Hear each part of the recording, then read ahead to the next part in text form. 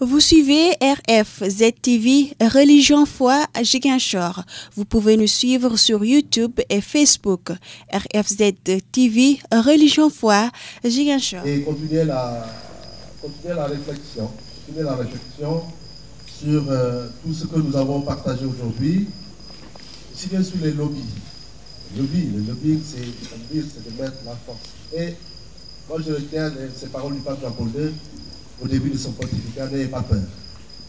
La pression aujourd'hui, à mon avis, n'est pas plus forte qu'à l'époque de l'Empire romain. Les Romains, les Grecs connaissaient déjà ces problèmes de l'homosexualité. Et quand vous lisez les lettres de Paul, ce qu'il dit par rapport à ces questions, c'est par rapport à une ambiance des sociétés de cette époque-là.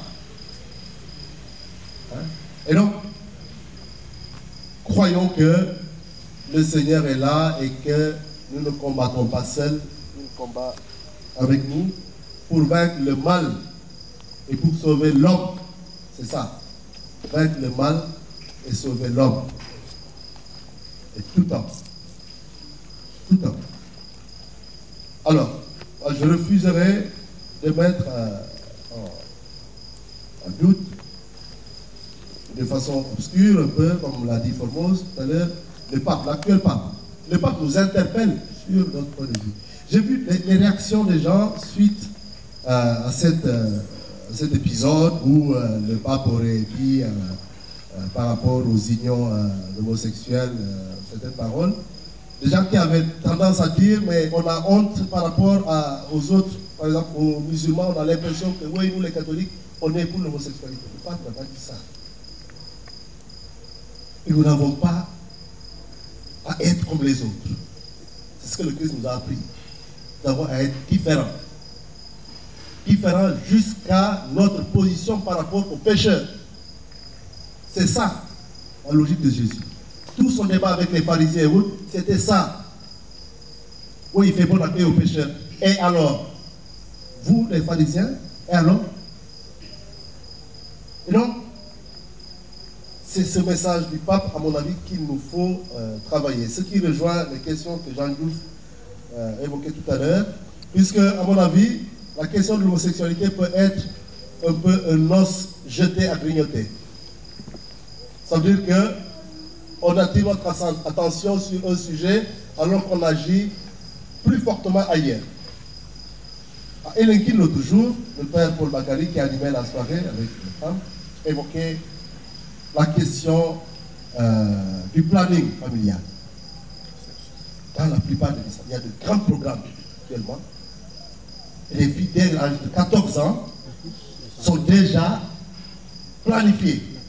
Les jeunes. Et c'est ça. Alors, quand on planifie, ça veut dire quoi? Ça veut dire qu'on donne aux jeunes le loisir de vivre une sexualité libérée, entre guillemets, libérée, c'est libéré, je choisis ce que je veux, libéré, mais en réalité, les conséquences, on subira après. Donc, à mon avis, on doit ouvrir les yeux sur toutes ces questions-là. Ces questions-là, parce que, voilà, c'est des questions, société, c'est des questions qui nous touchent, c'est des questions qui nécessitent une réflexion, et parfois, mais on est un peu comme démunis, puisque c'est des politiques extrêmement fortes qui viennent sur nous. Mais nous ne sommes pas tout à fait démunis, nous avons notre responsabilité. La question de l'éducation, on ne doit pas la confier à d'autres, c'est à nous-mêmes. Comment on éduque nos enfants?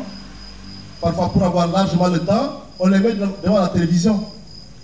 Pour avoir largement le temps, on donne à l'enfant, dès l'âge de 3 ou 4 ans, le téléphone portable. Qu'est-ce qu'il regarde dans le téléphone portable? Qui a conçu les programmes, les feuilletons et autres qu'il regarde sur le téléphone portable? Et à quelle fin? Voilà donc, à mon avis, des luttes sur lesquelles on doit s'engager en n'oubliant pas la miséricorde. C'est ça, miséricorde. Et nous devons être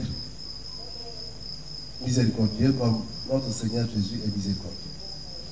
Je vous remercie. Vous suivez RFZ TV, Religion Foi à Ziguinchor.